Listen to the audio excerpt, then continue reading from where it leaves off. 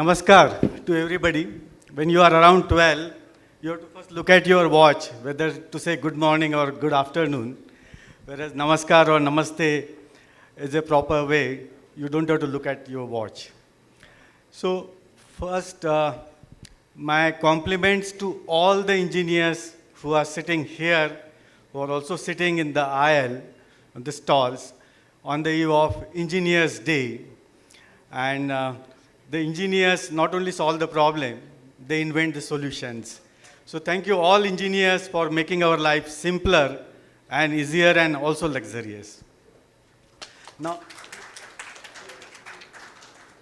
you can see on the panel, on the dais, we are 5 of us. And for the first time in all the panels, we are the luckiest one to have 5 panelists because water is an important subject.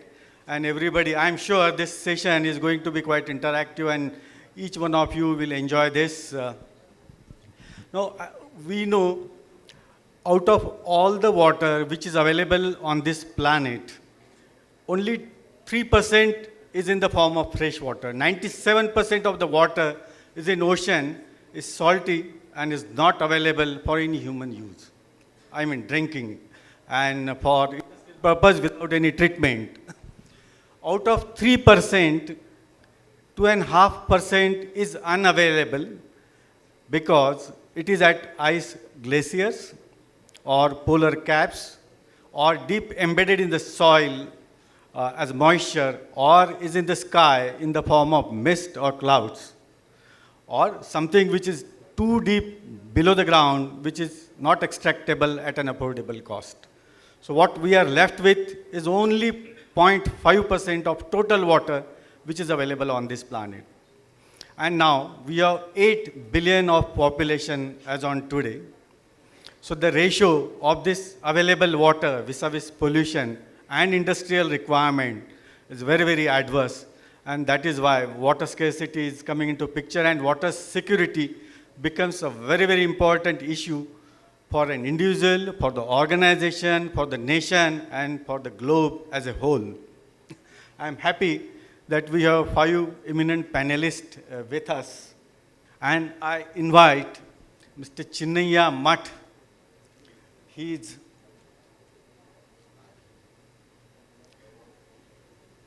CEO of Nimble Vision, and he specialized in IoT applications in water conservation, water supply, and indirectly ensuring water security for his clients. So, Mr. Chinnaya, I would like you to introduce more about your organization if something is missed on the slide. And additionally, if you can let me know as an organization how these IoT applications are important and relevant for water security. Hello everyone. The water actually, as so important all of us, the genesis of human existence based on the water. I come from North Karnataka, Kalburgi. The water scarcity I saw from the day one. So when I came to Bangalore, Sajapur, what we saw, we all depend on the tanker water supply. So we wanted to have a solution which is a necessity of Indian water infrastructure and also bring the awareness to the people whether we are using the water or wasting the water. We have been to Mars as well, but the common people still don't have that idea because the water is not still as expensive as in because of the public water distribution. So that is how our journey started. A smart water level controller and a water meter, 2 in 1. So Western solutions are always add-on for us. So that is how we started our journey. Indigenous problem, indigenous solutions, bringing hourly water consumption, activity-based consumption. That is what our IoT platform, which is a patented technology, helping people to change the way the water being used. So in summary, it is SDG 12. That is responsible consumption and responsible production. This is very important for all of us. Today, if you see the drought, all this region, that is the main because of all our odd behavior only, over usage. This is where we are trying to help the common people, the industries and the government. We are part of Jal Jeevan Mission and Amrut 2, where at the common people level, at the municipality level and village-based, pin code-based live consumption data we are providing to the government. This is where we are helping all the stakeholders to bring the actionable insights in a real time.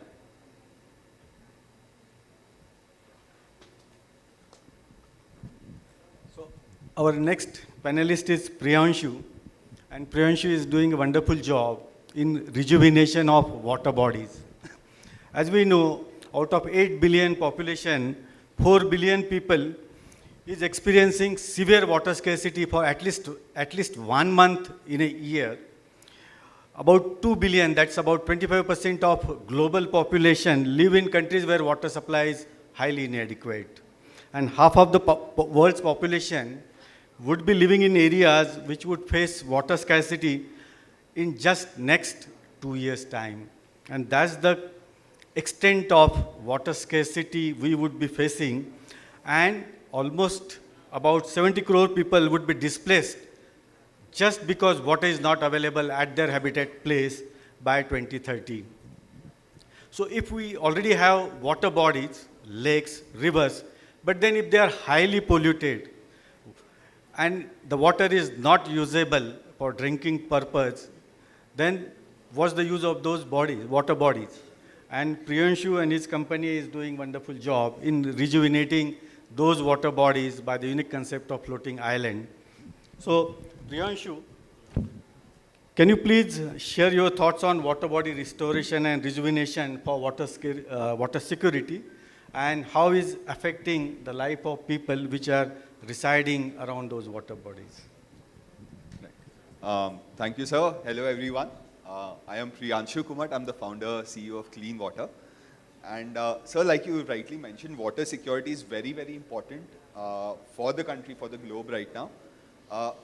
Speaking from a very macro lens, water is at the heart of our problem with Pakistan and China.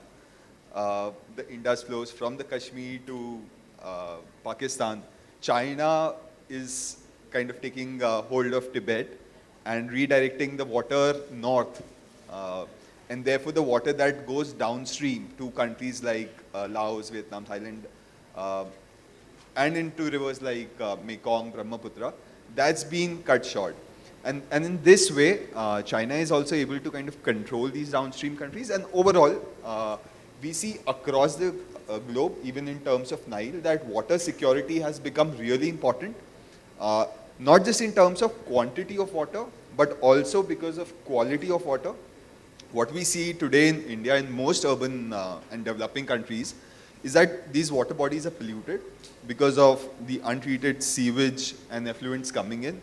And that's causing a lot of problems. And it's very, very multidimensional. What people see this is as a simple case of water pollution, which is a part of the problems. You see, actually, when with this sewage, a lot of times sludge also comes into these water bodies and goes and accumulates at the bottom of the lake. Now, due to lack of oxygen, this sludge gives out methane emissions and affects the global greenhouse emissions as well. Besides water getting polluted, you have health hazards, mosquitoes breeding at water bodies, the polluted groundwater, the polluted water percolating into groundwater, and when it's pulled up, it's harmful for humans. Bioaccumulation and accumulation of heavy metals causing stunted growth. The loss of ecology and biodiversity. So if your water is not clean, the fishes can't survive. The birds would no longer come to the water bodies because of this. So you see, the problem is multidimensional, and how we are kind of catering to it is by improving the water quality in water bodies through floating wetlands or floating islands, as we call them, and aerators and bacterial solutions. So because if you clean the water, make it fit for ecology, biodiversity, beautify the surroundings as well, that's what we think the Indian and global water body should be heading towards, and that's the work that we do, sir. Thank you. Thank you so much. Now, it is also said in our Purana the importance of water. We have been worshipping our rivers since ages. That's the importance of water we understood. Now, it is said that jalam hi praninam pranasya. So, प्रानियों का प्राण ही जल है. Similarly, the famous lyricist and musician Ravindra Jain, in his film Geet Gata Chal, The last line of that song says that ye jal na hota to ye jag jata jal. So if this water would not have been there, the world would have been burnt out. That's the importance. But is it only quantity that matters? Quality is also equally important. If water is there, but if quality is not there, and if it is hazardous to drink that water, then also that's a problem. So we have a colleague here, Vijender Reddy. He is co-founder and CEO of Drink Prime, and he ensures that quality water is supplied to consumer without investing on capex side for water purifiers. He has come up with a model, OPEX model, what we call it. You don't have to invest in the capex side, but you can pay as you use it. So a water purifier expert, over to you, Vijender Reddy, with a question. How does water security affect the daily lives of people? So what's your take on that, and what has been your experience so far? Thank you so much, guys, for having me here. Let me introduce myself. I'm Vijender Reddy. I'm a computer science researcher. So I want to specify that because I'm an engineer. And then, so I've started Drink Prime way back in 2014. It was an accidental journey for me. It was not that I was wanting to water, but God wanted me to be in water. So what the whole idea when we started off was, the problem was, how do we give access to drinking water to everyone, right? Me and my partner were sharing our room, and then we found problem with access to water, where we were using bottled water and we were not getting the right water. So that's where we thought, like, maybe we want to solve the problem for ourselves. But from there we started this journey, and we have taken many twists and turns to come here. Currently what we do is we are a water solutions provider, giving water to everyone. That's the mission of the company. But the way we want to do is, we want to give it on an affordable and accessible way. Because if you see any of the technologies which we have made, the penetration is just 10%. But if you see in the whole country, there's 85% of the people don't have access to clean drinking water. So what we decided is, we will get the technology to the people at a very affordable cost, just the way how electricity is given, right? Currently what is happening in the industry is, people are buying grids instead of electricity. So that is the whole ideology which are coming here, where we want to sell water, not the processing units. So that is the idea where Drink Prime started. So our the two kind of customers, again this is coming to the same question of water security. So what we have realized is, I mean, there are majorly two solutions in the urban India itself. There's bottled water. The problem with bottled water is there's a lot of plastic contamination happening. And then other important fact is, 85% of the cans are not fit for drinking. Why is it like that? Is because the unit economics don't work in the water can industry. So that's where, to cut corners, people have to do something to make a business out of it. So that is the major reason of cans being not right. And when you consider the water purifier segment, one of the major problems is, in the urban India, water quality is not constant. Every season your input water quality changes. Every area your water quality changes. Then the whole point is, how can a one-size-fits-all water purifier solve your problem? That's where what we do is, we customize a water purifier solution, and give it on a pay-per-use model. And this way we want to get to the point of, how can we go to 70% of access in India. So that is the vision. Currently we are present in Bangalore, Hyderabad, Delhi. We'll be expanding to another 6-7 cities soon. So our idea is, currently we are providing at 2 rupees per liter. How do I go to 1 rupee per liter, or even come to 50 paise per liter? That is the direction which we are taking, so that the access to water is given to everyone. Thanks. Thank you. Everyone, or many of you would know what water footprint is. Water footprint is basically the water consumed during the production and consumption cycle of that commodity. If we take case of milk, the water footprint of 1 liter of milk is 1000 liter of water. Whereas water footprint of one car is about 55,000 to 60,000 liters. That's the water consumed for making a car and during its lifetime for washing and other things. So that's the water footprint. This also gives an idea how much water is consumed by which commodity, which industries would therefore be water intensive, and which industries would be relatively drier.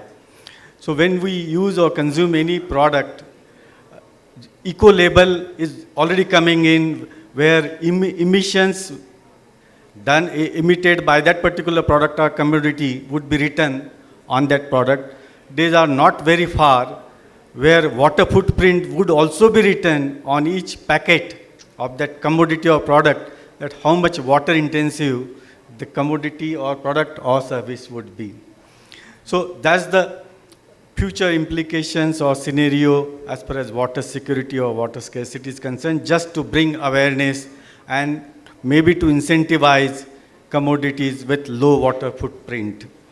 So now, coming back to our subject of water security, I have another panelist with me, Shri Anil Gupta. He is CEO and founder of Rigo Water Filtration, and he is basically an expert in water filtration. So making water fit for use is his area of expertise. While he briefly tell about him and his company, my question to him, that while doing this business, you must have faced many hurdles, and many of them could be very unique to your industry or to your product. So can you elaborate them while you are ensuring supply of safe drinking water to especially rural population in India? So it would be interesting to the audience and also to us. Good afternoon, everyone. My name is Anil Gupta, and I am the founder of Rigo Water Filtration.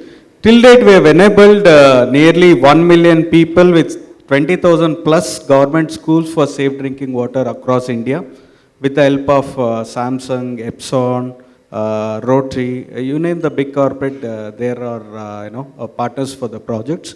So basically, here Rigo works in the concept of IEM, identify, equip, and monitor. First, we identify where exactly this project has to be done.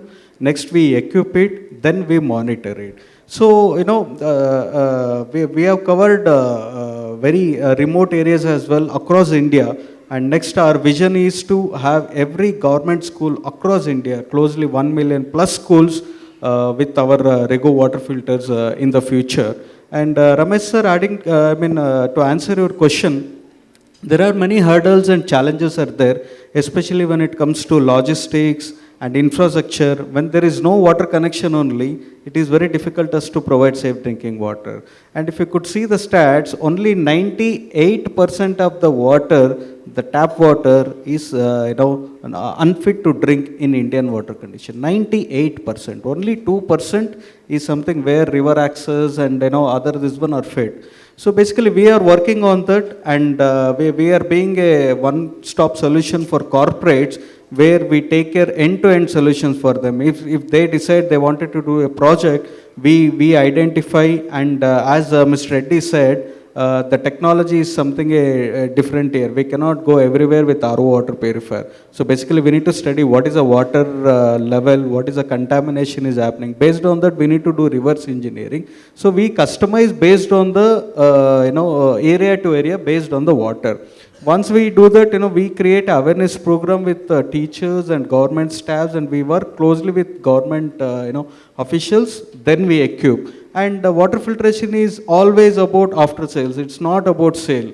So after sales is very much important. And thanks to all the technology, we are using SaaS-based products, where we are monitoring at every level where is the issue and how, when it is getting solved and everything. And of course, very soon we are going to add up IoT as well, so that we can give more impact. So our ratio is 99.98%. Less than 24 hours, our company is attending for all service calls. So that is also one of the success story. And apart from that, yes, in rural infrastructure, majorly electrical and water related, the raw water challenges we have. But again, thanks to government and thanks to officials, compared to earlier, now it is fast and quick enough, and everybody are reacting well, and we could able to successfully complete this kind of very big projects. Thank you so much, Anil. Very important point you touched, after sales service. This water industry is such an industry where after sales service becomes very, very relevant. And if you don't provide that effectively and to the customer's satisfaction, you wouldn't be there, or the purpose would not be served. For what way? And it is applicable, exactly applicable in all, for you of you, like the business where you deal with and including mine. Now, just to give additional aspect of water security, now, few years back, maybe 25 years back, water bottles to be sold was unthinkable. We used to carry only water bottles when I was young, and water bottle was never, as a business, was not thought of even. But then that's the reality today. Now, water being sold as commodity in futures market was also unthinkable few years back, maybe just 3-4 years back. But just like gold, silver, or pulses, trading of water future has already started in USA market. And debate is going on whether it is ethical, whether it should be done or not. But then that has become a reality. A water future is being sold in the terms of 1 acre foot. So the unit of water future is 1 acre foot, which means that water occupied by 1 acre surface area with 1 foot depth, which is closely approximately 1230 cubic meter of water. So that is being sold, 1230 cubic meter as one unit is being sold on California Stock Exchange already. And those long-term future contracts for 20 years or 30 years, those are already in place. So unthinkable had become a reality, and that is what water security is about. We have to now start thinking all these aspects, whether it is in the interest of country like India or not, because equitable distribution of water is another issue we are facing. So coming back to our panel discussion, the last panelist what we have with us is Miss Mamta Saxena, Associate Vice President, and she is representing Vikram Joshi, President of WAE Limited. WAE is a water solution providing company, and Mamta would tell more about that. So Mamta, while you introduce you and your company, I would like to ask a question. So what way your organization is really contributing to water security? Maybe in the language which everybody can understand here. Of course. Yeah. Good afternoon, everyone. It is a pleasure to be here and talk about water because along with my fellow members, even I, with luck, landed into the field of water with WAE. I'm here to represent one of the most passionate person that I've seen in my life, Mr. Anupam V. Joshi, who has been working in this field for more than a decade now. He himself is an IIM engineer, and he is taking steps which for me before this were unthinkable. So there is so much to talk about water. I have become passionate myself, but this platform and the timelines will be too short, so I'll try to keep it crisp. First, talking about my company, WAE has the name of water, air, energy in it. So we are initially have taken 80% of the corporate market in providing hydration solutions. So we do anything related to treatment of water, be it drinking water or wastewater. Currently, we have provided solutions to most of the Fortune 500 companies, 50% of the airports, the DMRCs, the metro lines, the government, sports sector. We are trying to be everywhere. We are pan-India. We are manufacturing these machines, customizing the solutions as per the water quality that is there at a particular state, city, the requirement, the number of people. We very scientifically and precisely try to calculate what quality of water is required and provide the solutions. And as Sir had already mentioned, that service is equally important. So equally, our service network is also company owned, which is there in Pan India. And within 8 hours, we try and give the solutions to water to the company. So that is a very little contribution. Further talking about why we are here is that how we are contributing in terms of sustainability and reducing the water footprints. So there are a couple of interesting facts that I would mention here, that water is one of, not one, I would say, the most necessary natural resource that we have, and that is the most taken for granted, including me, including all of us. As it is already mentioned that it's only 0.5% of water which is reusable for the human use, rest all is seawater or it is there in glaciers. What we don't realize is that water is not contributing just for hydration of our bodies and to use in the cooking for our, for the animals, but you would be surprised that water is the main resource to give you oxygen as well. Till date, we all thought that we get the oxygen from trees. Yes, we do. But if you Google it right away, that where do we get the maximum oxygen from? So the maximum oxygen is given by the phytoplankton organism, which is there in the oceans.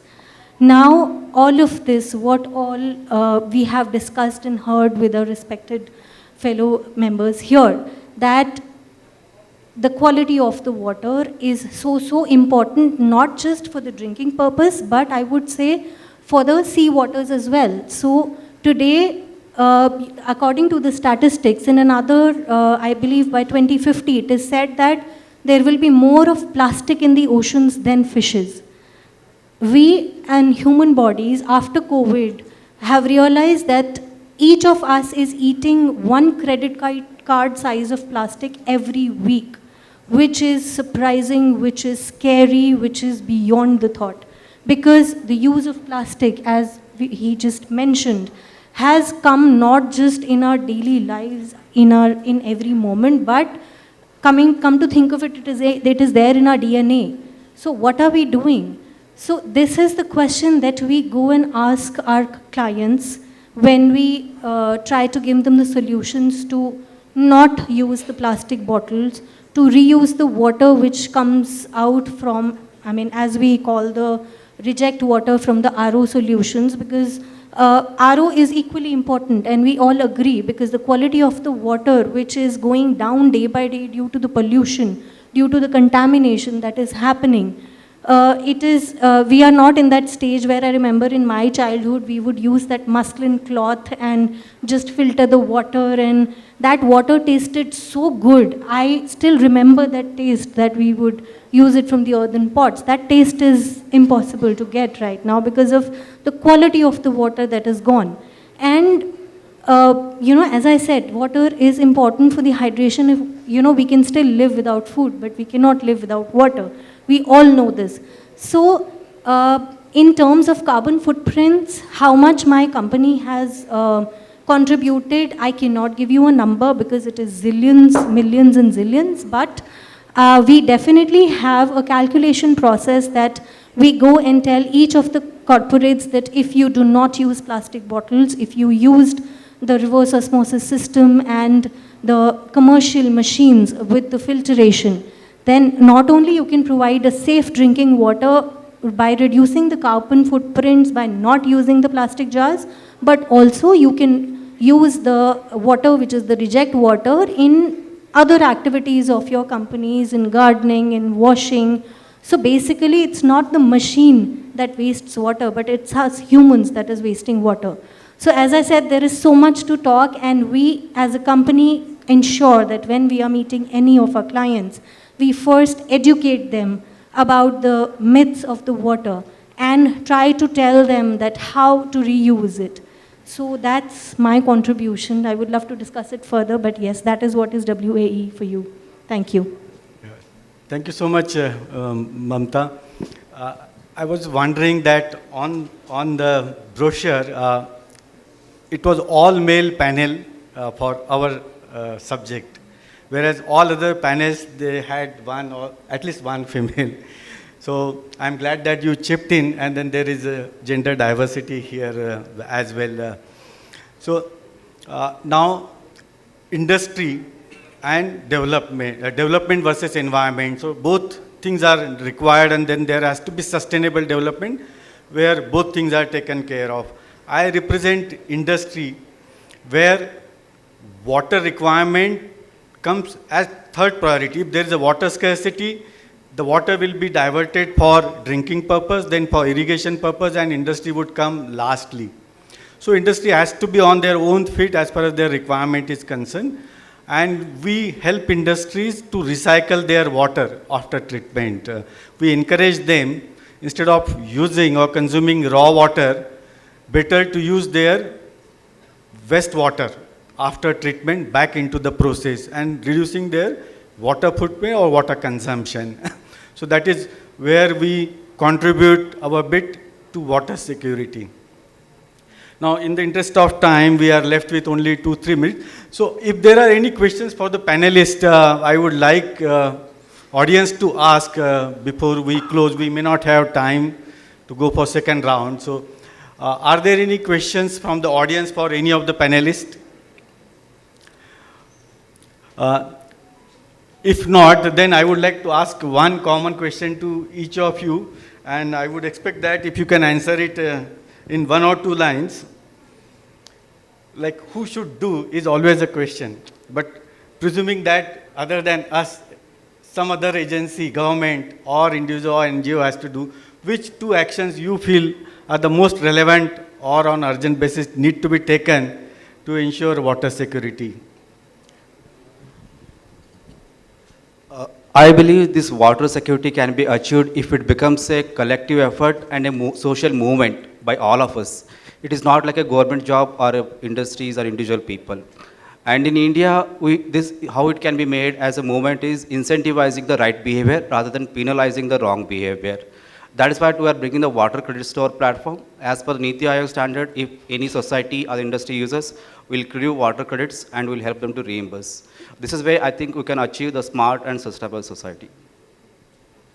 Thank you. I agree. And along with it, I believe steps have already been taken. Although it is, yes, as individuals, each of our responsibility, but then I also believe that how we are working, we are going to the companies who have a CSR budget. Now, India is the only company which has made a mandate to spend a particular percentage of their funds for the CSR activity, which I think is tremendous decision that has been taken. And a lot of companies are working towards water. So when a mandate has been done, then an entity knows that, you know, I have to spend this particular amount of money towards water. So I think CSR activities is something which we have taken, and along with it, I would like to add that even we are trying to approach such companies who are related to water and who are doing work in the field of water for SDG 6 and telling them that how we can contribute. So recently, in about a month or 2, you will be able to see that the machines which are made by us will be there at Patna railway stations. I would not name the foundation, but via the foundation, it has installed about 40 large drinking water coolers with RO, which has about 100 liters of capacity on Patna railway station. So I believe these are very simple things, simple thoughts that we can contribute to and take forward. Yeah, thank you, Mamta. Yeah. So I personally believe that water is available for everyone needs, but not for everyone greeds.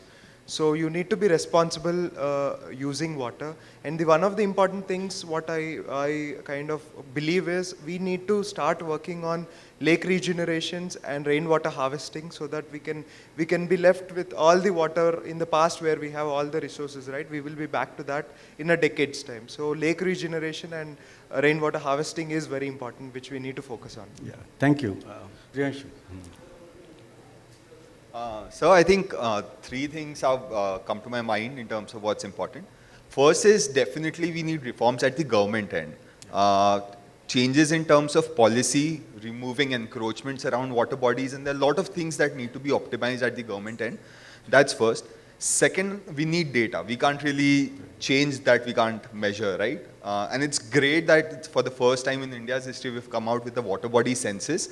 And now that we have identified 24 lakh stagnant water bodies across India, now can we kind of distribute the work and go about it scientifically? And I think another thing that CSR people here could also do is also innovate in terms of business model. For example, if through CSR funds, a certain lake is getting rejuvenated, they might give a budget of maintenance for 1 year, 3 years, but post that, the lake might again get degraded. In order to make it sustainable and the lake to be maintained and rejuvenated for a long time, maybe a PPP model, a public-private partnership model could work, where revenue could be generated from water bodies through boating, fishing, tourism, advertisements, and that could kind of sponsor the maintenance in the coming years. So we need to come up with such business models as well. Yeah. That's what Thank you. Anil sir. A proper clap can happen only when two hands joins together. I feel in this area, government and CSR can, both play a crucial, part, especially in India, as CSR is mandate, and already a lot of companies have been doing very great work in water. Still, I think good, days to come, and I urge every, companies who are part of CSR activities to please give more preference to safe drinking water. Yeah, thank you, Anil. Lastly, I would like to say that rupee saved is rupee earned, power saved is power generated. So similarly, conservation is one of the key for water security. Water conserved is water stored. So at individual level, at industry level, at NGO level, community, apartment, and also at government level, everybody need to their bit about water conservation to solve water scarcity or water security problem. Thank you so much, all the panelists. You had been wonderful discussion, wonderful orator, and you shared your ideas and experience so well in layman's language. Thank you so much for being with us today. And thank you so much for a wonderful audience to be patiently with us. Thank you.